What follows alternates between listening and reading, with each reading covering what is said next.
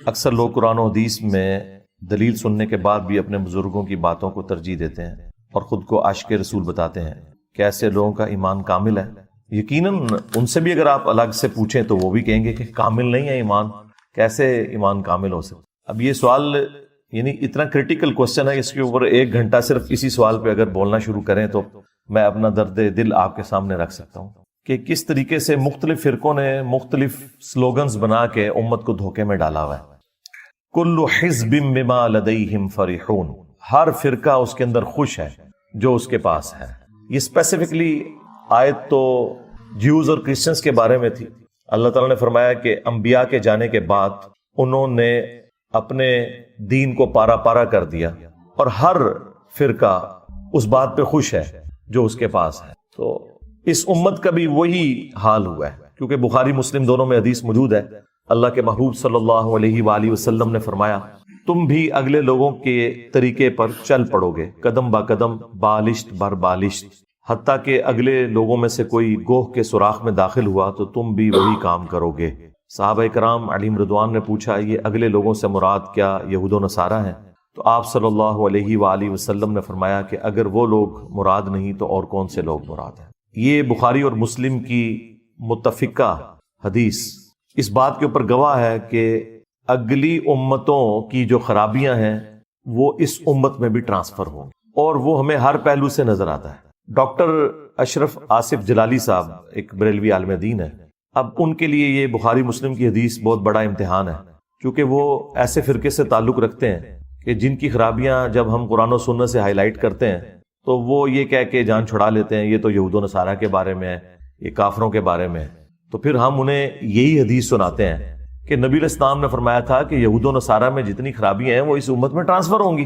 تو جب وہ خرابیاں ٹرانسفر ہوں گی اور اتنی تفصیل کے ساتھ بتایا کہ قدم با قدم، بالشت بر بالشت، آپ اس امت کے اندر جتنی بھی گمراہیاں جو ہم ہائی لائٹ کرتے ہیں اگر ان کی لسٹ بنائیں تو وہ تمام کی تمام گمراہیاں آپ کو یہود و نصارہ میں نظر آئیں گی، اور بعض تو ایسی ہیں جو یہود و نصارہ سے زیادہ ورسٹ فارم میں اس امت کے اندر۔ یہی وجہ ہے کہ سورۃ البقرہ قرآن میں سٹارٹ میں رکھی گئی ہے، حالانکہ سورہ بقرہ اس وقت نازل ہوئی تھی جب 2/3 قرآن نازل ہو چکا تھا، 70% حصہ قرآن کا آلموسٹ نازل ہو چکا تھا، اس کے بعد سورہ بقرہ نازل ہوئی ہے۔ لیکن قرآن میں مصحف کی ترتیب میں وہ شروع میں ہے۔ اس کی وجہ یہ ہے کہ جب بھی کوئی شخص قرآن کھول کے پڑھے تو اسے یہ اندازہ ہو کہ امتوں میں یہ خرابیاں آتی ہیں تو امت ڈیویٹ کر جاتی ہے رائے حق سے، اور اس میں وہ 7 یونیورسل ٹروتھس بھی آئے ہیں۔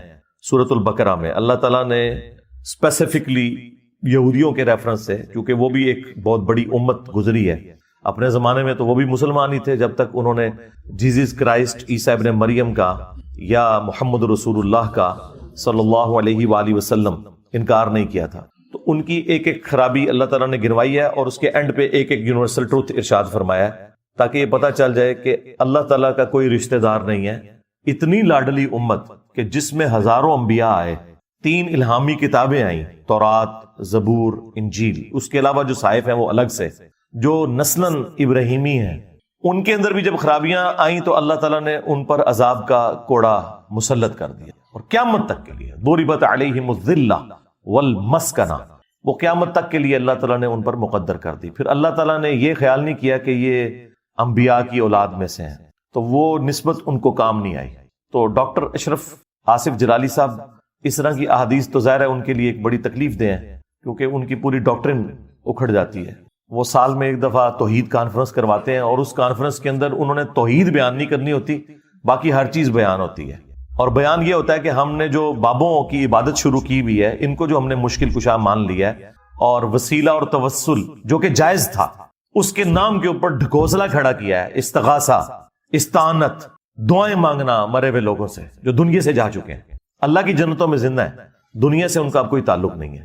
تو وہ ساری کی ساری چیزیں یہود و نصارہ کی جو خرابیاں اس امت میں بھی ٹرانسفر ہوئی شرک کی شکل میں، تو وہ دفاع کرنے کے لیے پھر ان کے پاس آخری حربہ یہی ہوتا ہے کہ یہ تو جی یہود و نصارہ کے بارے میں ساری آیات ہیں۔ تو صحیح بخاری میں حدیث ہے کہ عبداللہ ابن عمر خوارج کو بدترین مخلوق سمجھتے تھے کہ وہ کافروں والی آیات مسلمانوں پر چسپاں کرتے تھے۔ بالکل ہم کہتے ہیں ہم بھی ایسے لوگوں کو بدترین مخلوق سمجھتے ہیں جو کافروں والی آیات مسلمانوں پر ناحق چسپاں کرتے ہیں۔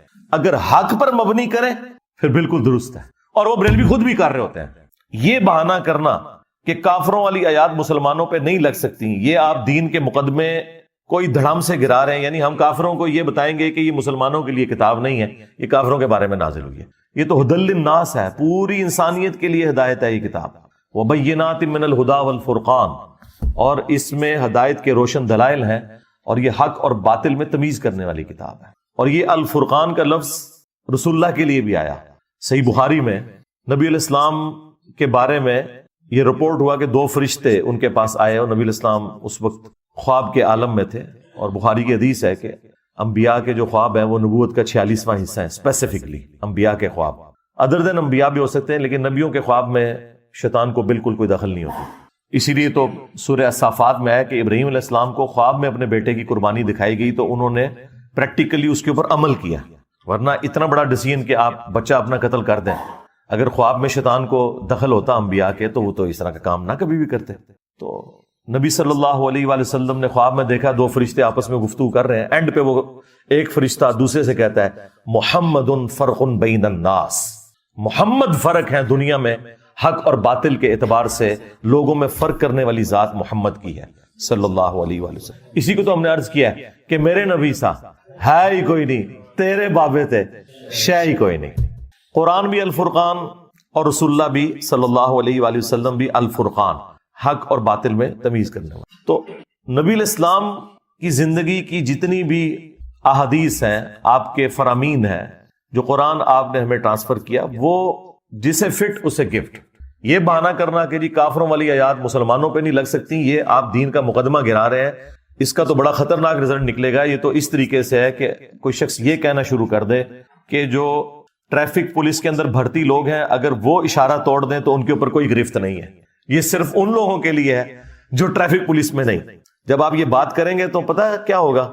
جو ٹریفک پولیس کا ہیڈ ہے وہ کہے گا کہ اگر میرے کسی بندے نے توڑا اس کو تو میں ڈبل جرمانہ کروں گا، کہ تو ٹریفک پولیس میں ہو کے ٹریفک کے قوانین کو توڑ رہا ہے تو تو نے اگلوں کو کیا بتانا ہے؟ تو مسلمان اگر قرآن و سنت کی تعلیمات کے خلاف چلے، وہ کافروں کو کس طرح اس کتاب کا پابند کر سکتا ہے جبکہ وہ خود اس کتاب کے مطابق عمل نہ کرے گی؟ یہی رزلٹ نکال رہے ہیں نا یہ کہ جی آیات کافروں کے بارے میں، یعنی مسلمان کام چک کے رکھیں، صرف کافروں کو ہم کہیں گے کہ انہوں نے یہ توحید کے اندر کرپشن کر لی، یہ انہوں نے انبیاء کی توہین کر لی، یہ ہم نے صرف کافروں کے اوپر چسپاں کرنی ہے۔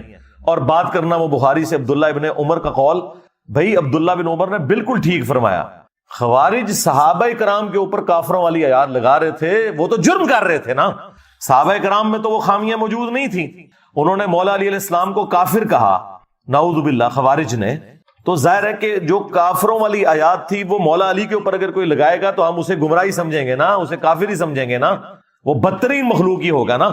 لیکن اگر کسی شخص کے اندر منوان وہ خرابیاں موجود ہیں تو اب ہم اسے قرآن سے ہی حوالہ دیں گے نا، اگرچہ قرآن میں شان نزول کچھ بھی ہو، اس سے کوئی فرق نہیں پڑتا، جسے فٹ اسے گفٹ۔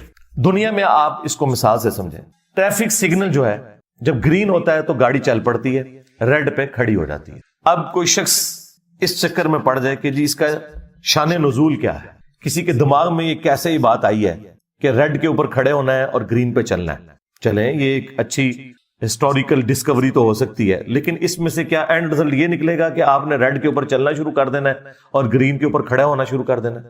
یہ ہوگا؟ تو یہ صرف علمی شہوت پوری کرنے والی بات ہے جی۔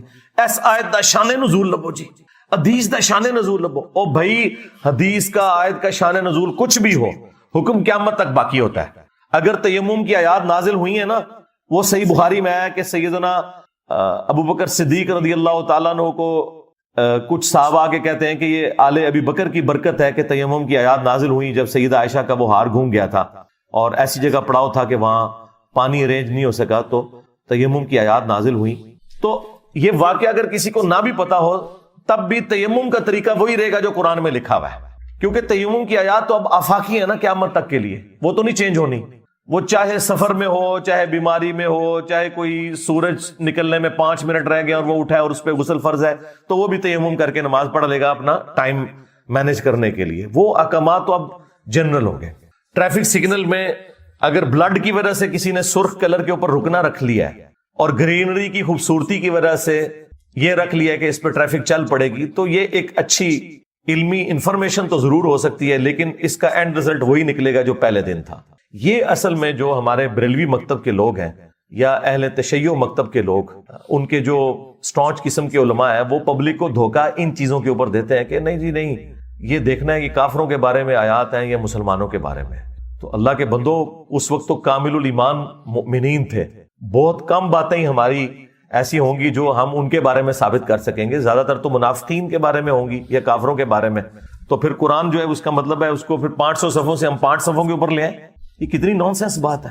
حالانکہ پریکٹیکلی بریلوی خود یہ سب کچھ کر رہے ہوتے ہیں، وہ میں آپ کو بعد میں مثالیں دیتا ہوں کہ کہاں کہاں یہ کر رہے ہوتے ہیں۔ پہلے اس حدیث کی طرف آئیں جو میں نے بیان کی بخاری مسلم سے، کہ ڈاکٹر اشرف آصف جلالی صاحب کہتے ہیں کہ جی یہ جو حدیث ہے نا کہ تم بھی اگلے لوگوں کی پیروی کرو گے قدم با قدم، بالشت بر بالشت، حتیٰ کہ ان میں سے کوئی گوہ کے سوراخ میں داخل ہوا تو تم بھی یہی کرو گے۔ تو ان کا یہ حدیث تو ٹھیک ہے، بخاری مسلم میں ہے، لیکن اس سے مراد یہود و نصارہ کا فیشن ہے۔ اچھا، یہ قرآن میں کہاں لکھا ہوا ہے کہ یا حدیث کے اندر کہ جو یہود و نصارہ کے فیشن والی آیتیں ہیں، ہائے میں صدقے جاواں کہ دماغ گالائی ہے، اور جو ان کے فیشن والی حدیثیں ہیں وہ آپ مسلمانوں پہ لگا سکتے ہو، اس وقت تم لوگ جو ہے خوارج کی طرف بدترین مخلوق نہیں ہوگے؟ کیوں لگاؤ گے؟ تو وہ آپ کو کہیں گے نہیں جسے فٹ اسے گفٹ، آئے ہو نا داڑھ تھلے ہون۔ ہاں، وہ کہتے ہیں فیشن کے بارے میں، ویسے نہیں، کیونکہ دیکھیں نبی الاسلام نے فرمایا، ابو داؤد میں حدیث ہے، من تشبہ بقوم فہو منہم، جس نے جس قوم کی مشابہت اختیار کی وہ ان میں ہی شمار ہوگا۔ تو اس سے مراد ظاہر ہے وہ فیشن کی طرف اشارہ تھا۔ اچھا جی، وہ فیشن کیا ہے؟ کہیں گے جی پینٹ شرٹ ٹائی، حالانکہ پینٹ شرٹ اور ٹائی کا کوئی لینا دینا ہی نہیں یہود و نصارہ کے ساتھ۔ پینٹ شرٹ اور ٹائی جو ہے وہ ہندو بھی استعمال کرتے ہیں، سکھ بھی کرتے ہیں، جیوز بھی کرتے ہیں، کرسچن بھی کرتے ہیں، سارے کرتے ہیں۔ اس کا تعلق کسی مذہبی ایکٹیویٹی کے ساتھ ہے ہی نہیں، اس کے اوپر تو یہ چیزیں فٹ ہی نہیں ہوتی۔ اچھا، اور ان کا دین من تشبہ بقوم فہو منہم، وہ پینٹ سے شروع ہو کے ٹائی پہ ختم ہوتا ہے۔ اور جو 76 موبائل انہوں نے بڑے بڑے رکھے ہوئے اسمارٹ فون، مریدوں کے پیسوں کے، یہ اجمیشی والوں نے بنائے، یہ بغداشی والوں نے بنائے یہ موبائل، یہ بھی تو یہود و نصارہ نے بنائے ہوئے، اس وقت بھی کاروبار ان کے ہاتھ میں ہے۔ تو اس سے مشابہت لازم نہیں آتی۔ اور جو پیچھے باڈی گارڈ رکھے ہوئے ہیں جنہوں نے بڑی بڑی وہ کلاشنکوف پکڑی ہوئی ہیں، بریلی شریف کی بنی ہوئی، ہاں، وہ یہود و نصارہ کا فیشن نہیں ہے، اور پھر آ کے یہاں پہ فٹ کریں گے۔ اور بھائی فیشن کا معاملہ نہیں ہے، ہر وہ چیز جو کسی بھی قوم کی یا مذہب کی مذہبی ایکٹیویٹی میں ہے اور وہ اسلام کے خلاف ہے، اسے اڈاپٹ کرنے میں یہ چیز فال کرے گی۔ اور دوسرا جو عقائد ہیں وہ بھی فال کریں گے۔ اب میں ان کو ان کی زبان میں جواب دوں گا۔ انہوں نے کہا تھا نا شان نزول آیات اور احادیث کا پیش کریں، تو سن لیں یہ جو حدیث ہے نا بخاری مسلم کی کہ تم بھی یہود و نصارہ کے طریقے پہ چل پڑو گے قدم با قدم، بالشت بار بالشت، اس کا شان نزول بھی موجود ہے جامعہ ترمذی کے اندر۔ جامعہ ترمذی میں ایک حدیث موجود ہے، مشکات کے اندر بھی، اور امام ترمذی نے خود اس حدیث کو صحیح کہا ہے کہ غزوہ حنین کے موقع پر، فتح مکہ کے بعد آلموسٹ 3-4 مہینے کے بعد، یہ مشرکین عرب سے آخری جنگ تھی نبی علیہ السلام کی اور صحابہ کرام کی۔ غزوہ حنین کے موقع پر اللہ کے محبوب علیہ السلام اپنے صحابہ کے ساتھ ایک جگہ سے گزر رہے تھے، تو راستے میں ایک درخت آیا جسے ذات انوات کہا جاتا تھا، اور مشرکین عرب کا یہ عقیدہ تھا کہ جو بھی اس کے ساتھ اپنا اسلحہ ٹچ کر لے یا اپنی تلوار تھوڑی دیر کے لیے اس درخت پہ لٹکا لے، اسے جنگ میں فتح ہو جائے گی۔ بعض صحابہ کرام نے حضور سے یہ کہہ دیا، یا رسول اللہ آپ بھی ہمارے لیے کوئی ایسا درخت مقرر کر دیں کہ ہم بھی اس سے برکت حاصل کر لیں۔ اندازہ کریں یہ بات صرف سننا تھی، نبی علیہ السلام نے اس بات کے اوپر فتویٰ کیا لگا دیا۔ وہ آپ سنیں گے تو آپ کو پتہ چل جائے گا کہ یہ لوگ کتنا دھوکہ دیتے ہیں کہ جی یہ آیات جو ہیں وہ کافروں کے بارے میں، مسلمانوں پہ بھی نہیں لگ سکتی۔ نبی علیہ السلام نے کافروں والی باتیں اپنے صحابہ کے اوپر خود لگا دی۔ آپ نے کہا سبحان اللہ، اس میں محذوف تھا عما یشرکون، اللہ پاک ہے ہر اس شرک سے کہ جو لوگ اس کی طرف منسوب کرتے ہیں۔ آپ نے فرمایا تم نے تو آج وہی بات کر دی جو موسیٰ کے ماننے والوں نے کر دی تھی، کہ جب وہ سمندر سے پار لگے، سورۃ الاعراف آیت نمبر 138 کی تلاوت کی نبی علیہ السلام نے، اور انہوں نے ایسی قوم کو پایا جو بتوں پر اعتکاف کیے ہوئے تھی، تو انہوں نے کہا اے موسیٰ آپ بھی ہمارے لیے اللہ کا کوئی بت مقرر کر دیں، ہم اس پر دھیان کر کے اعتکاف کریں۔ تو موسیٰ علیہ السلام نے کہا کہ میں ایسی جاہل قوم سے اللہ کی پناہ میں آتا ہوں کہ جو یہ شرکی ایکٹیویٹیز کی طرف مائل کر رہی ہے۔ تو نبی علیہ السلام نے وہ لوگ جنہوں نے اللہ کا بت مانگا تھا، ان بت پرستوں کی طرح ان کے ساتھ تشبیہ دے دی اپنے صحابہ کرام کی ڈیمانڈ کو۔ سمجھ رہے ہیں نا بات؟ سمجھ رہے ہیں نا؟ ہاں، میں ہی سمجھا سکنا تو پھر آپ نے فرمایا تم بھی اگلے لوگوں کے پیچھے چل پڑو گے، قدم با قدم بالشت بر بالشت، جو خرابیاں ان میں آئی تم میں بھی آئیں گی۔ تو اب مجھے بتائیں، یہ جو بخاری مسلم کی حدیث ہے، یہ فیشن کے بارے میں نکلی یا عقیدوں کے بارے میں؟ اور عقیدے بھی کون سے؟ جو شرک کی طرف لے جانے والے تھے۔ حالانکہ صحابہ کرام نے وہ بت نہیں مانگا تھا، نہ کوئی درخت مانگا تھا جس کی عبادت کریں۔ یہ لادہ بات ہے کہ آج کئی مزارات ہیں جن پہ درخت لگے ہیں، اس کے ساتھ لوگ ٹاکیاں باندھتے ہیں، جس طرح کے مشرکین عرب اپنا اسلحہ لٹکایا کرتے تھے۔ صحابہ کرام نے صرف کہا کہ ہم برکت حاصل کریں گے۔ صحابہ کرام کے بارے میں آپ شرک کا سوچ بھی نہیں سکتے، لیکن نبی علیہ السلام نے ان کی اس ایکٹیویٹی کو اس طرف کہا کہ تم نے بھی یہی کام شروع کر دینا ہے، یعنی تم سے مراد امت محمدیہ۔ صحابہ کرام کو تو اسپیشل پروٹیکشن تھی نا، بخاری مسلم میں ہے کہ مجھے اپنے بعد تم سے شرک کا خوف نہیں، جو یہی ڈاکٹر اشرف جلالی صاحب دھوکہ دیتے ہیں جی، آپ نے فرمایا مجھے امت سے شرک کا خوف نہیں۔ واہ واہ، امت سے شرک کا خوف نہیں ہے تو امت نے تو ایک جعلی پیغمبر کھڑا کر لیا، اتنا بڑا غلام احمد قادیانی دجال۔ کیا رسول اللہ کے ساتھ شرک نہیں کیا؟ علی اللہ کہنا شروع کر دیا، کیا شرک نہیں کیا؟ علی اللہ کہنا جو ایک شیعہ کا آف شوٹ ہے نصیریہ، جسے شیعہ خود بھی کافر سمجھتے ہیں، وہ علی اللہ کہتے ہیں، تو کیا یہ شرک نہیں ہوا؟ کیا یہ یہود و نصارہ کا فرقہ ہے جو شرک کر رہا ہے؟ شیعہ سے ہی نکلا ہے نا۔ قادیانی فرقہ جو کفر کے اندر مبتلا ہوا سنیوں سے ہی نکلا ہے نا۔ غلام احمد قادیانی سنی تھا، شیعہ نہیں تھا، بلکہ اس کے ماننے والے تو ابھی تک اپنے آپ کو حنفی کہتے ہیں، بغیر رفع الیدین کے نماز پڑھتے ہیں۔ الحمدللہ حنفی بریلوی، حنفی دیوبندیوں کے جائز بھائی ہیں حنفی قادیانی جی ہاں، ان کے مربی کی وہ ویڈیو بھی ریکارڈ ہے کہ ہم امام حنیفہ کو فالو کرتے ہیں جی۔ We follow generally Imam Abu Hanifa's fatwa were very largely accepted by the Ummah, and unless we find reasons to disagree with him, we would generally follow the Fiqh Hanafiya. Investigate personally, directly. The overbearing principle should be that you follow Hazrat Imam Abu Hanifa. This is the entire attitude of Jamaat Ahmadiyya. قرآن و سنت کو وہ بھی نہیں follow کرتے، اور یہاں انہوں نے مشہور کیا ہوا ہے، کوئی بیچارہ رفع الیدین سنت کے مطابق نماز شروع کر دے، انہوں کہتے ہیں اے قادیانی ہو جائے گا۔ اور قادیانی تو تھوڑے بھرا نے، ہاں چشتی رسول اللہ، اشرفی رسول اللہ، ہاں ہن سمجھ آئی تے کدے بھرا نے ہو، اور نماز بھی انہاں لی تہاڈی بغیر رفع الیدین دے۔ اور جو بخاری مسلم کے طریقے کے مطابق جو نبی الاسلام کا مبارک طریقہ ہے رفع الیدین سے نماز پڑھتا ہے، وہ کیسے قادیانی ہو سکتا ہے؟ اس کی تو کوئی بات بھی قادیانیوں کے ساتھ میچ نہیں کرتی۔ تمہاری تو نماز بھی قادیانی والی، تمہارے بزرگوں نے کلمے پڑھائے، چشتی رسول اللہ، اشرفی رسول اللہ۔ آج خیر ہمارے ڈر کی وجہ سے کہہ رہے ہیں کتاباں چینج ہو گئی ہیں، آئے ہو نا داڑھ تھلے۔ ہاں 10 سال پہلے تو تسی مناظرے کرتے پھرتے سو، دفاع کرتے تھے شتیہات کے نام پہ، ٹھیک ہے جی، معرفت کے نام کے اوپر۔ آج انجینئر کے ڈر کی وجہ سے اپنے بزرگوں کو ہی چھوڑ کے بھاگ گئے۔ ہم نے یہ تو سنا تھا کہ باندری دے جدو پیر سڑ دے نا وہ بچے دین دی اپنے تھلے، بندریا کے اگر پاؤں جلے نا تو وہ اپنے بچوں کو پاؤں کے نیچے لے لیتی ہے۔ یہ چھوٹے وہ باندر نے جتنے اپنے بابے پیر تھلے دیتے ہیں کہ جی نہیں ان کا کوئی تعلق نہیں اس کے ساتھ۔ ہاں ایسے پیر ساڑے نے میں دے بس تسی ہن پتہ کی کرنا ہے، ایک وڈی بوتل رکھنی 1.5 لیٹر دی، ہاں ایک چپساں دا پیکٹ، تے انجوائے کرنا ہے انہاں دی چیخاں نو انشاءاللہ تعالی۔ ہاں جدوں یہ اپنے بندراں نو تھلے دے رہے ہون گے نا، چھوٹے چھوٹے باندر وڈے باندراں نو، بنو امیہ دے بندر، تو اب یہ ہر چیز سے بھاگے ہوئے۔ تو یہ میں نے آپ کو بتایا کہ یہ شان نزول کا یہ بالکل دھوکہ دیتے ہیں، بالکل انہوں نے فراڈ مچایا ہوا ہے، خود یہ سب کچھ کر رہے ہوتے ہیں۔ یہ میں نے نبی علیہ السلام سے آپ کو مثال دی کہ اللہ کے نبی علیہ السلام نے کفری ایکٹیویٹیز والی بات اپنے صحابہ کرام کے اوپر لگا دی کہ تم نے وہی کام کیا ہے۔ پھر آپ نے امت کو کیا ترغیب دی؟ مسند احمد میں حدیث موجود ہے، آپ دعا کیا کرتے تھے اللہم لا تجعل قبری وثنا یعبد، اے اللہ میری قبر کو ایسا بت نہ بننے دینا کہ لوگ اس کی پرستش شروع کرتے۔ رسول اللہ نے اپنی قبر مبارک جو ہمیں ہمارے ماں باپ اولاد ہر چیز سے بڑھ کر اس پلانٹ ارتھ پہ اگر آپ کوئی پوچھے نا میرے لیے سب سے زیادہ کوئی متبرک جگہ ہے تو وہ رسول اللہ کی قبر مبارک ہے، اس وجہ سے کہ نبی علیہ السلام وہاں تشریف فرمائے۔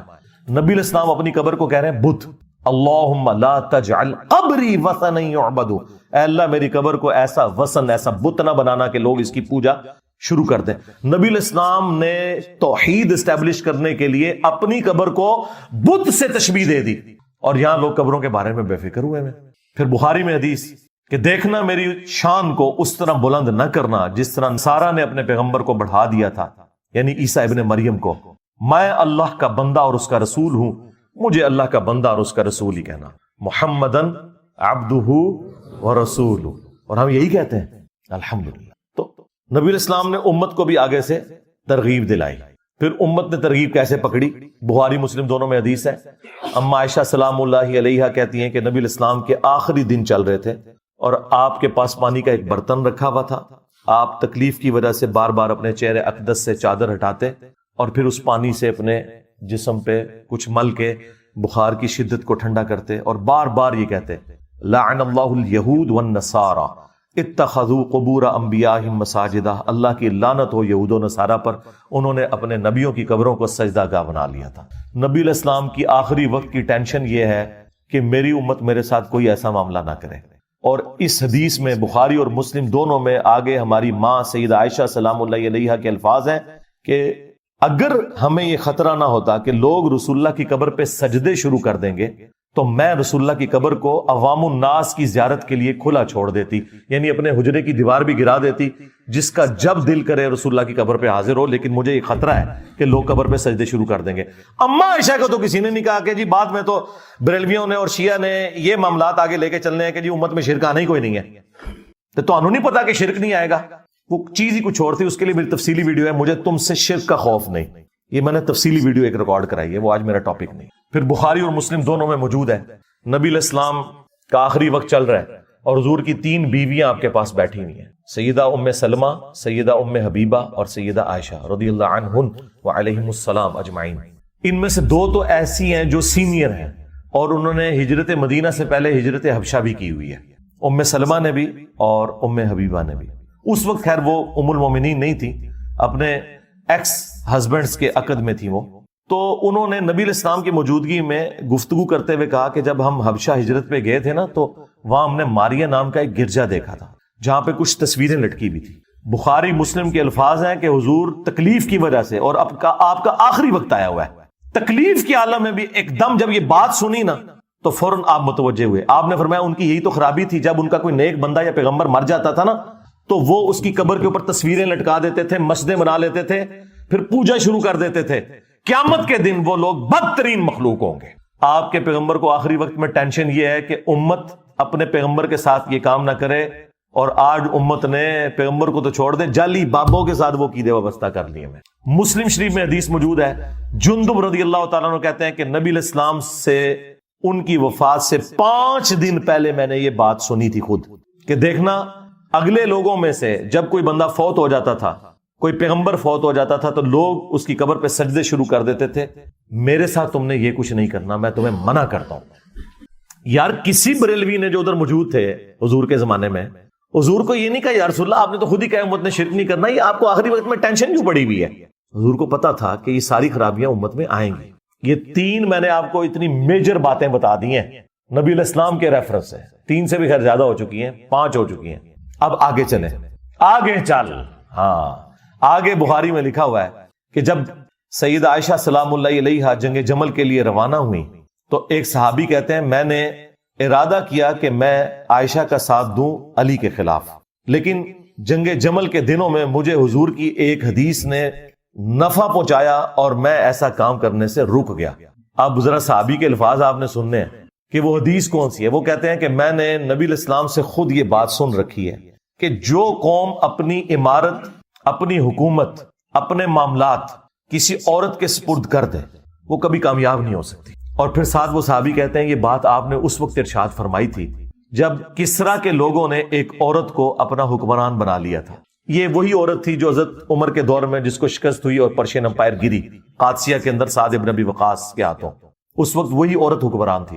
تو جب وہ حکمران بنی تو نبی علیہ السلام اس وقت دنیا میں موجود تھے. تو آپ نے فرمایا یہ قوم کبھی فلاں نہیں پائے گی، انہوں نے اپنی عمارت ایک عورت کے سپرد کر دی. اب مجھے بتائیں وہ عورت تو یہود و نصارہ بھی نہیں، آتش پرست، آگ کی پرستش کرنے والے لوگ تھے، کافر تھے. اور صحابی وہ کافروں والی آتش پرستوں والی حدیث فٹ کس کے اوپر کر رہے ہیں؟ حضرت عائشہ کے اوپر. دیکھا آپ نے؟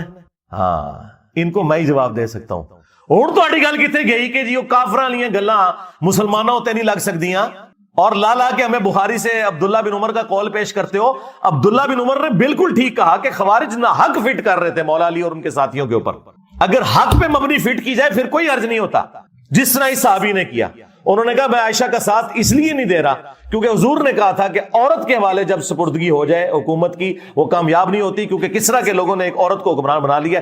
ایک آتش پرست عورت جب حاکمہ بنی، اس کی مثال سیدہ عائشہ کے حوالے سے فٹ کر کے وہ صحابی حضرت عائشہ سلام اللہ علیہا کی سپورٹ سے پیچھے ہٹ گئے. اس کا مطلب ہے صحابہ کرام کا بھی یہی عقیدہ تھا جو انجینئر صاحب کہہ رہے ہیں، کیا؟ جسے فٹ اسے گفٹ. آمدہ تجھے گل کرو شان نزول دی. ہاں اچھا یاد رکھیں ایک چیز کانٹیکسٹ ہوتی ہے، کانٹیکسٹ کو آپ نے ضرور فالو کرنا ہے، وہ اس کے بغیر بات سمجھ نہیں آتی. کانٹیکسٹ کو فالو کرنا ضروری ہے، جس کو آپ اردو میں کہہ لیں سیاق و سباق، وہ دیکھنا ضروری ہے کیونکہ اس کے بغیر پھر گمراہی پھیل جاتی ہے، کیونکہ اس کا مس یوز یہ لوگ پھر اس اعتبار سے بھی کرتے ہیں. اچھا یہاں تو یہ ماننے کے لیے تیار نہیں ہوتے نا، اور جب ان کی اپنی باری آتی ہے پتہ ان کی حالت کیا ہے؟ وہ کہتے ہیں جی قرآن میں لکھا ہے وَلَوْ أَنَّهُمْ إِذْ ظَلَمُوا أَنفُسَهُمْ جَاءُوكَ، سورہ النساء آیت نمبر 64. جب اپنی جانوں پر ظلم کر بیٹھو تو رسول اللہ کے پاس حاضر ہو، پھر حضور آپ کے لیے دعا کریں گے تو آپ کی مغفرت ہو جائے گی. ہم کہتے ہیں یار اس کا کوئی لینا دینا ہی نہیں ہے حضور کی قبر اطہر پہ جا کے مانگنے کے ساتھ، یہ آپ لوگ کیا کر رہے ہیں؟ وہ کہتے ہیں نہیں نہیں قرآن کی آیات آفاقی ہیں. واہ واہ واہ واہ. جب ہم توحید کے حوالے سے آپ کے اوپر گرفت کریں پھر آپ کو عبداللہ بن عمر کا قول یاد آ جائے، اور جب ہم یہاں بات کریں تو پھر آپ کہیں گے جی آفاقی ہیں. دیکھیں ایک ٹکٹ میں دو مزے کرتے ہیں، میں نے ان کے دونوں ہی مزے خراب کر دیے، نہ یہ مزہ کرنے دوں گا نہ یہ. تو پھر ہم انہیں سمجھاتے ہیں کہ بالکل ہم آپ کے ساتھ ہیں، قرآن کی آیات آفاقی ہیں لیکن سیاق و سباق کے ساتھ، کانٹیکسٹ کے ساتھ. شان نزول کو چھوڑ دیں، وہ کیا تھا؟ سیاق و سباق کیا ہے اس کا؟ تو وہ قرآن کے اندر موجود ہوتا ہے، سیاق و سباق باہر نہیں ہوتا، شان نزول باہر ہوتا ہے. اور کانٹیکسٹ جو ہے وہ قرآن کے اندر ہے، وہ سمپل کانٹیکسٹ ہے. سورہ النساء میں منافقین کے بارے میں ذکر ہو رہا ہے جو اوپر سے کلمہ گو تھے اندر سے کافر تھے. نبی الاسلام ان کے صحابہ کو اہل البیت کو اپنی زبانوں سے تکلیفیں دیتے تھے، کبھی حضور سے فیصلہ کرواتے تھے، پسند آیا تو جا کے طاغوت کے پاس فیصلہ کروا لیتے تھے. یہودیوں سے انہوں نے دوستیاں گانٹھی ہوئی تھی، اوپر سے کلمہ گو تھے، قانوناً صحابہ بھی تھے وہ. تو ان کے بارے میں آیا کہ یہ جو طاغوت کے پاس جا کے فیصلہ کرواتے ہیں نا، جو انہوں نے اب اپنی جانوں پہ یہ ظلم کیا نا کہ اللہ کے نبی کے حاکم ہوتے ہوئے انہوں نے جا کے کافروں سے فیصلے کروائے ہیں، تو اب ان کو چاہیے کہ آگے حضور سے معافی مانگے اور حضور ان کے لیے مغفرت کی دعا کریں، پھر اللہ تعالیٰ انہیں معاف کر دے. اب مجھے بتائیں اس سے کیا تعلق ہے کوئی شخص قبر رسول سے جا کے مانگنا شروع کر دے صلی اللہ علیہ وآلہ وسلم؟ یہ چیز ہی کچھ اور تھی. اور اگر کوئی کہتا ہے یہ آفاقی ہے تو سرکار چھوڑ دو. پھر ہم یہ بات کریں گے کہ جب خلافت کا جھگڑا ہوا جو بخاری مسلم میں آیا، جھگڑے سے مراد ہے علمی اختلاف، کوئی وہ تلواریں نہیں نکلی، سقیفہ بنی ساعدہ والا. تو حضرت ابوبکر اور حضرت علی کو تو وام بھی نہیں آیا کہ جی قرآن میں آیا کہ اپنے فیصلوں میں آپ نے رسول اللہ کو حاکم ماننا ہے، جو سورہ النساء کی آیت نمبر 65 ہے، اور 64 میں آیا کہ رسول اللہ کی بارگاہ میں حاضر ہو اور ان سے مغفرت کرواؤ.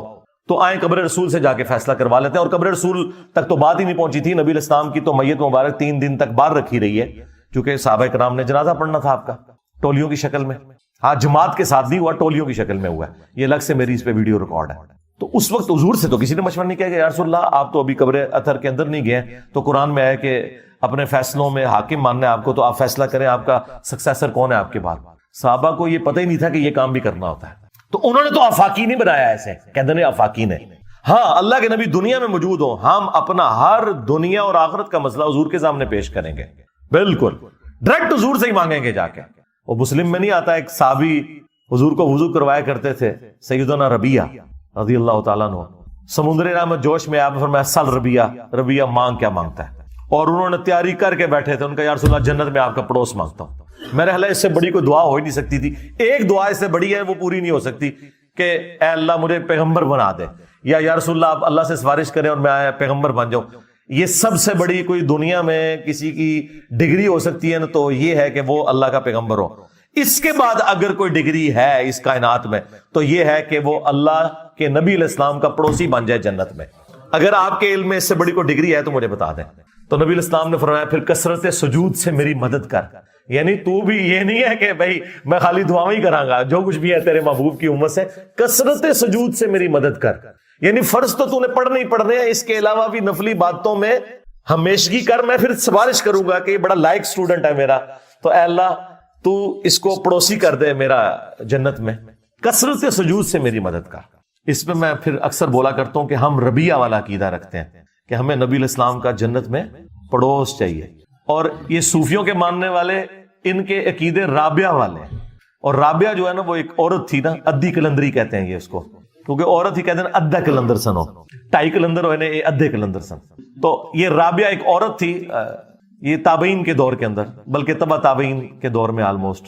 تو اس کے بارے میں کہتے ہیں ایک ہاتھ میں اس کے آگ تھی اور ایک میں پانی, اور اس نے کہا میں آگ سے جنت کو جا کے جلا دوں گی اور پانی سے جہنم کو بجھا دوں گی تاکہ لوگ اللہ کی محبت میں اس کی عبادت کریں. اور لوگ تلے کہنے سبحان اللہ, لعنت اللہ ہے تو اڑے عقیدے ہوتے ہوئے.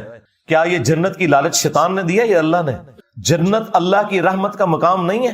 کیا اللہ کے رحمت کے مقام کی اس طرح توہین کرنا کہ میں اسے آگ لگا دوں گا تو انہوں تو کسی نے کھنگڑ نہیں دینا, آگ لگ دی ہے انجے, کیا یہ اللہ کی توہین نہیں ہے؟ جہنم کا ڈر کیا اللہ اور اس کے رسول نے نہیں سنایا؟ کیا اس بات کے اوپر ٹونٹ کی جا سکتی ہے؟ جعلی عقیدے. قرآن میں تو سورہ سجدہ میں ہے کہ ہمارے نیک بندے وہ ہیں کہ جو خوف اور طمع دونوں کے ساتھ اللہ کو پکارتے ہیں. انہیں خوف بھی ہے آخرت کے دن کا اور جنت کی لالچ بھی ہے. یہ لالچ کوئی بری نہیں ہے, یہ وہ نہیں ہے جو لالچ بری بلا ہے, نہیں, یہ لالچ وہ ہے کہ جو ہر مسلمان کو کرنی چاہیے, کیونکہ قیامت کے دن جنت کا حصول اس لیے بھی ضروری ہے کہ رسول اللہ بھی جنت میں ہوں گے اور اللہ کا دیدار جو سب سے بڑی نعمت ہے وہ بھی جنت میں ملے گی. اس کے لیے جنت جانا ضروری ہے. ہاں, یہ تو اسی طریقے سے ہے کوئی شخص کہے کہ یا اللہ میں ڈائریکٹ تیرے ساتھ ہوتا ہوں, مجھے کسی پیغمبر کی ضرورت نہیں, نعوذ باللہ, تو ہم اسے کہیں گے نہیں, اللہ نے اپنے تک پہنچنے کا ذریعہ, وسیلہ, توسل, واسطہ پیغمبروں کا بنایا. جو بندہ پیغمبر کے بغیر اللہ تک پہنچے گا وہ اللہ تک نہیں پہنچے گا, کیونکہ اللہ نے خود اڈاپٹ کیا نا. اللہ چاہتا تو پیغمبروں کے بغیر بھی کر سکتا تھا, اللہ تو پیغمبروں کا محتاج نہیں ہے. تو یہ چیزیں پوری ڈاکٹرن میں سمجھا کریں, یہ پک اینڈ چوز کر کے تو دھوکے دیتے ہیں. تو آپ دیکھیں اس صحابی نے وہ والی حدیث پکڑ کے سیدہ عائشہ کے اوپر لگائی تو کسی نے اس کے اوپر فتویٰ نہیں لگایا. اب آج آخر میں آپ کو بتاتا ہوں, بریلوی خود بھی یہی کام کرتے ہیں. ہر گستاخ رسول کو یہ حرامی کہتے ہیں, چاہے وہ پوری زندگی بریلوی رہا ہو. ان کی مت ماری ہوئی ہے کہ ایک بندہ بریلوی تھا تو حلالی تھا, ساتھ ہی وہ بندہ چینج ہوا تو اسے کہتے ہیں حرامی, اور واپس آ جائے پھر حلالی. تو ان سے پوچھیں کیوں؟ وہ کہتے ہیں قرآن میں لکھا ہے نا گستاخ رسول حرامی ہوتا ہے. بعد ذالک زنیم, ولید ابن مغیرہ کے بارے میں, خیر اس میں اختلاف ہے لیکن چلے ہم یہ والا معنی مان لیتے ہیں ان کا, کہ آؤٹ آف ویڈ لاک پیدا ہوا تھا. حضرت خالد ابن ولید کا جو باپ تھا اس پہ اللہ کا بڑا غصہ ہے, کیونکہ وہ بڑا سمجھدار تھا, اس کے باوجود اس نے جان بوجھ کے نبی الاسلام کا انکار کیا. تو وہ کہتے ہیں دیکھیں وہ اس کے بارے میں آیا نا, تو اس کا مطلب ہے جو بھی گستاخ رسول ہے وہ بعد ذالک زنیم. ہم کہتے ہیں بھی خالد ابن ولید کا والد تو کافر تھا, تم جن لوگوں کو کہہ رہے ہو بعد ذالک زنیم وہ تو خود بریلوی رہے ہیں. چلو مسلمان نہیں کہتا, مسلمان تو تم مانتے ہی نہیں کسی کو, بریلوی رہے ہیں. پھر پتہ آپ کو کیا کہیں گے, نہیں جی جڑا بھی گستاخ ہوئے نا اس سے وہ چیزیں فٹ ہو جان گیا. اچھا, تھوڑی دیر پہلے جب ہم آپ کو کہتے تھے کہ یہ جو شرک والی آیات ہے مسلمانوں پہ بھی فٹ ہوں گی, تو پھر تم لوگ کہتے تھے کہ خوارج بدترین مخلوق تھے, وہ کافروں والی آیات مسلمانوں پہ لگاتے تھے. ایک ٹکٹ میں کتنے مزے کرو گے؟ میں تمہیں ایک مزہ بھی نہیں کرنا دوں گا, دونوں کے دونوں کیا, تینوں کے تینوں کیا, چاروں کے چاروں تمہارے ختم کر دوں گا مزے. جب اپنے پہ پڑتی ہے نا پھر ان کو سمجھ آتی ہے. پھر میلاد کے ہر جلسے جلوس کے اندر آپ کو ایک آیت یہ بیان کریں گے, قل ان کنتم تحبون اللہ فاتبعونی یحببکم اللہ. اے نبی ان سے فرماؤ اگر تم اللہ سے محبت کے دعوے دار ہو پھر میری یعنی رسول اللہ کی اتباع کرو, اللہ بھی تم سے محبت کرے گا اور تمہارے گناہوں کو معاف کر دے گا. یہ سب لوگ پڑھتے ہیں. تو یہ مسلمانوں کے بارے میں تو نازل نہیں ہوئی ہے, یہ تو یہودیوں کو کہا گیا تھا جو کہتے تھے کہ ہم اللہ سے محبت کرنے والے ہیں اور نبی الاسلام کا انکار کرتے تھے. تو اللہ تعالیٰ نے فرمایا جب تک میرے نبی کی اتباع نہیں کرو گے نا تو یہ اللہ سے محبت کا دعویٰ تمہارا بالکل جھوٹا ہے, جب تک رسول اللہ کو نہیں مانتے ہو صلی اللہ علیہ وسلم. یہ تو یہودیوں کے بارے میں آیات تھیں, تم نے پکڑ کے میلاد کے جلسوں میں اپنی بریلوی پبلک پہ خود لگا رہے ہوتے ہو. اس وقت نہیں شرم آتی کہ کافروں والی یاد مسلمانوں پہ لگا رہے ہو. پھر وہ آپ کو کیا کہیں گے, نہیں نہیں یہ جسے فٹ اسے گفٹ. آج بھی اگر کوئی مسلمان بھی ہے وہ اللہ کے ساتھ محبت میں مخلص اس وقت ہوگا جب وہ رسول اللہ کی اتباع کرے گا. ہاں اس کا مطلب ہے یہود و نصارہ والی آیات مسلمانوں پہ لگ سکتی ہیں, کیونکہ جب جرم ایک جیسا ہوگا نا پھر آپ نے سزا ایک جیسی سنانی ہے. ظاہر ہے صحابہ کرام کو تو نہیں اللہ تعالیٰ کہہ رہا تھا کہ تم اگر اللہ سے محبت کے دعوے دار ہو تو میرے نبی کی پیروی کرو. اور اللہ کے بندو صحابہ کرام کا تو دین رسول اللہ سے سٹارٹ ہوتا تھا اور اللہ تک پہنچتا تھا. انہوں نے تو حضور کو مانا ہے تو اللہ کو مانا ہے, ان کو تو یہ بتانے کی ضرورت ہی نہیں ہے کہ آپ نے حضور کی اتباع کرنی ہے. لاجیکل سپیکنگ انہوں نے تو نبی الاسلام کی وجہ سے اللہ تعالیٰ کو پہچانا تھا. پہلے تو وہ لوگ کون تھے؟ بت پرست تھے. ان کو تو اللہ کا تعارف ہی حضور کی وجہ سے ہوا, ان کو تو اللہ نے نہیں کہنا تھا نا, یہودیوں کو کہا جا رہا تھا. یہ فٹ کرتے ہیں, کہتے ہیں جی وہ دیکھیں آج بھی محبت کا معیار یہی ہے. یہ لادہ بات ہے کہ محبت بس اتنی ہے آیت بیان کرنے تک. اس میں یہ نہیں تھا کہ اگر تم اللہ سے محبت کرتے ہو تو نبی کے نام کے نعرے لگاؤ, اس میں تھا کہ اتباع کرو. اور اتباع کہتے ہیں محبت کے ساتھ پیروی کرنے کو. اور اس کا مطلب آپ کو پتا کیا ہے؟ اس کا مطلب یہ ہے کہ پوری دنیا ایک طرف ہو، اللہ اور اس کے رسول کے احکامات دوسری طرف، تو آپ کے لیے ٹاپ پرائرٹی یہ ہونی چاہیے جو سورہ توبہ کی آیت نمبر 24 میں اللہ تعالیٰ نے 8 چیزیں گنوائی ہیں، اور اس کے مقابلے میں 3 چیزیں، دنیا کی ساری چیزیں 8 چیزوں میں گنوا کے اللہ تعالیٰ نے کہا کہ یہ اگر چیزیں بھاری ہوگی نا ان 3 چیزوں سے، کس سے؟ اللہ اور اس کے رسول کی محبت اور اللہ کی راہ میں جہاد کرنے سے، پھر اللہ کے عذاب کا انتظار کرنا۔ اللہ اور اس کے رسول سے بڑھ کے کوئی چیز نہیں ہو سکتی۔ اور بخاری مسلم دونوں میں حدیث ہے کہ اس نے ایمان کی حلاوت چکھ لی جس میں 3 نشانیاں ہیں۔ نمبر 1، اللہ اور اس کے محبوب علیہ السلام اسے پوری دنیا میں سب سے بڑھ کر محبوب ہوں۔ نمبر 2، کفر کی طرف لٹایا جانا اس کے لیے اتنا ہی مشکل ہو جائے جتنا زندہ آگ میں جلایا جانا۔ اور نمبر 3، اس کی دوستی اور دشمنی کا معیار صرف اللہ کی ذات ہو۔ ہاں، اور پھر بخاری مسلم کی وہ حدیث، تم میں سے کوئی شخص اس وقت تک مؤمن ہی نہیں ہو سکتا جب تک کہ میں اسے اس کے ماں باپ اولاد سب لوگوں سے بڑھ کر عزیز نہ ہو جاؤں۔ اور اس کا کلائمیکس بخاری کی وہ حدیث جو حضرت عمر اور نبی علیہ السلام ایک دفعہ چہل قدمی کر رہے تھے، حضرت عمر نے حضور کا ہاتھ اپنے ہاتھوں میں پکڑ کے لاڈ کرتے ہوئے کہا، یا رسول اللہ، آپ مجھے اس دنیا میں اپنی جان کے سوا باقی ہر چیز سے بڑھ کر محبوب ہیں۔ اپنی طرف سے انہوں نے بہت مارکا مارا۔ بخاری کے الفاظ ہیں، آپ نے فرمایا نہیں عمر، بلکہ تیری جان سے بھی بڑھ کر۔ ان کا یا رسول اللہ، آپ مجھے میری جان سے بھی بڑھ کر عزیز ہیں۔ آپ نے فرمایا ہاں، اب عمر تمہارا ایمان مکمل ہوا ہے۔ تو اس میں نعرے مارنا نہیں ہے، اتباع کرنا ہے۔ اور اتباع کہتے ہیں محبت پلس اطاعت کو۔ صرف محبت کوئی چیز نہیں، صرف اطاعت کوئی چیز نہیں، دونوں چیزیں۔ اور ان کا حال کیا ہے وہ مجھے اب دیکھیں، یہ پرچی سے 1 گھنٹہ آلموسٹ ہونے والا کیفیت میرے پہ تاری ہوئی ہے۔ وہ پرچی کیا تھی جی؟ عاشق رسول بتاتے ہیں اپنے آپ کو۔ تو ان کا عشق رسول کا یہ حال ہے کہ آپ انہیں آیت پیش کریں، حدیث پیش کریں، یہ کہتے ہیں جی بزرگ فرماتے ہیں۔ پھر میں نے یہی کہنا نا، بابے دشاہی کوئی نہیں، ظاہر ہے اللہ رسول کے مقابلے میں یہ جو حدیث ہے کہ تم مومن ہی نہیں ہو سکتے جب تک کہ میں تمہیں تمہارے ماں باپ اولاد سب لوگوں سے بڑھ کر عزیز نہ ہو جاؤں، تو پھر نبی علیہ السلام کے مقابلے پر ماں باپ ہوں، ماں باپ کوئی شاہی نہیں، سیدھی سی بات ہے۔ مولوی کٹنگ کلپ تاکہ تیری پھر کتے علی ہو گئے۔ پوری دنیا کوئی چیز ہی نہیں، بی بچے تو شاہی کوئی نہیں، بابے تو شاہی کوئی نہیں اللہ اور اس کے رسول کے مقابلے کے اوپر۔ تو ان کے عشق رسول کا حال آپ دیکھ لیں، ان کے سامنے آپ آیت حدیث پیش کریں، وہ کہتے ہیں نہیں بزرگوں کو نہیں سمجھ آیا قرآن و حدیث۔ اور سرکار نہیں سمجھ آیا نا، سمجھ لو نا، سمجھ رہے ہیں نا، کوئی نہیں سمجھ آیا۔ ان لوگوں کو نہ کانٹیکسٹ کا پتہ، نہ شان نزول کا پتہ، ان چیزوں کو اس طریقے سے مکس کر کے دھوکہ دیتے ہیں۔ صحیح بخاری میں موجود ہے، حضرت عمر فاروق رضی اللہ تعالیٰ کے دور میں جب قحط پڑتا تو وہ دعا کرتے، اللہم انا کنا نتوسل الیک بنبینا، اے اللہ پہلے تیرے نبی کے ذریعے ہم تیری طرف توسل اختیار کرتے تھے، اب ہم تیرے نبی کے چچا کو لے کے آئے ہیں، ان کی دعا کی برکت سے بارش نازل فرما۔ حضرت عمر نے عقیدہ دے دیا کہ وسیلہ اور توسل یہ ہے کہ جو بندہ آپ کے سامنے موجود ہے آپ اس سے جا کے دعا کروائیں۔ کیا رسول اللہ کا مرتبہ وفات کے بعد کم ہو گیا؟ نہیں، بڑھتا جا رہا ہے۔ وَلَلْآخِرَةُ خَيْرٌ لَكَ مِنَ الْأُولَىٰ، آپ کا ہر آنے والا لمحہ گزرے ہوئے سے بہتر ہے۔ آج کی ڈیٹ میں جو حضور کا مرتبہ ہے نا، وہ اس سے بڑھ کر ہے جو نبی علیہ السلام کی اپنی مبارک زندگی میں تھا، کیونکہ ان 1400 سال میں جو اللہ نے درود ان پر بھیجا، اللہم صلی علی محمد وعلی آل محمد، اور جو فرشتوں نے بھیجا، اور سب سے بڑھ کر جو کروڑوں نہیں اربوں لوگ نبی علیہ السلام کے دین کے پیروکار ہوئے، ان تمام لوگوں کے اعمال کا ثواب بھی تو حضور کو پہنچ رہا ہے نا، ہاں، صدقہ جاریہ کے طور پر۔ تو آج کی ڈیٹ میں جو حضور کا مرتبہ ہے، تو کیا حضرت عمر کے دور میں مرتبہ ختم ہو گیا تھا؟ نہیں، انہوں نے امت کو عقیدہ دیا۔ یہ کیا کرتے ہیں؟ حدیثیں پکڑتے ہیں حضور کی مبارک زندگی کی اور لگاتے ہیں پھر بعد میں، یا کہ وہ جعلی روایت جو ابن کثیر نے نقل کی، اس کے اوپر میں نے پورا پوسٹ مارٹم کیا، قبر رسول پہ جا کے مانگنا۔ وہ کہتے ہیں جی وَلَوْ أَنَّهُمْ ظَلَمُوا أَنفُسَهُمْ جاؤ کا پڑھا تھا، اور سرکار اس نے کیا پڑھا تھا؟ وہ تو روایتی مصنف ابن ابی شیبہ کی آمش کی تدریس کی وجہ سے ضعیف ہے، جو بخاری میں لکھا ہے وہ تو حضرت عمر کہہ رہے ہیں جب تک تیرے نبی موجود تھے ہم ان کے ذریعے دعا کرواتے تھے، وسیلہ اختیار کرتے تھے، اب چچا کو لے کے۔ حضرت عمر سے بڑھ کے کسی کو عقیدے پتہ ہے؟ بخاری میں حدیث ہے، ایک صحابی کی پنڈلی کی ہڈی ٹوٹ گئی، انہوں نے اپنی پگڑی اس پہ باندھی، حضور کے پاس آئے، حضور نے کسی کام سے بھیجا ہوا تھا، آپ نے پوچھا یہ کیا ہوا؟ رسول اللہ واپسی پہ قلعے سے چھلانگ لگائی تو ہڈی ٹوٹ گئی تو میں نے اپنی پگڑی باندھ لی، آپ فرمایا ادھر کر، ہاتھ پھیرا، بالکل ٹھیک ہو گیا۔ وہ کہتے ہیں اس طرح ہو گئی کہ جس طرح کبھی ٹوٹی نہیں تھی۔